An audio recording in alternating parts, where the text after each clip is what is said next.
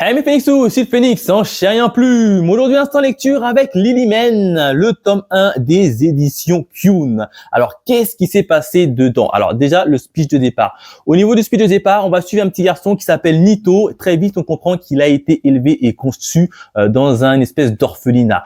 Là, accompagné d'autres personnes qui ont des pouvoirs assez bizarres au niveau de leur corps, très vite, il va s'apercevoir qu'ils doivent quitter cet orphelinat et ils vont un peu se prendre le chou avec une autre, des extraterrestres, on va les appeler comme ça, hein, des extraterrestres qui vont un peu se fight avec les humains. Je vous révèle pas un peu le nom des extraterrestres ou même de quoi ils sont faits parce que sinon ça va trop vous spoiler. Donc voilà à peu près le speech de départ de Lilyman. Je suis pas rentré dans les détails volontairement pour pas trop vous spoil.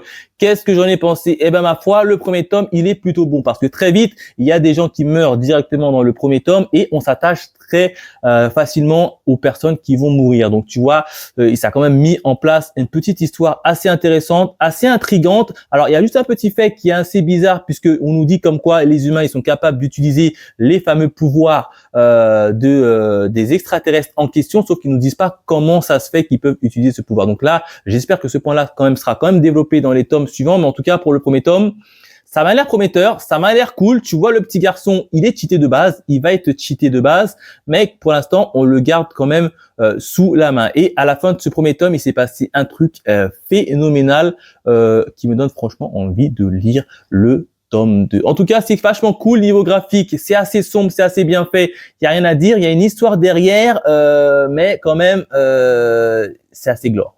C'est assez gore. Allez, bye mes Phoenix.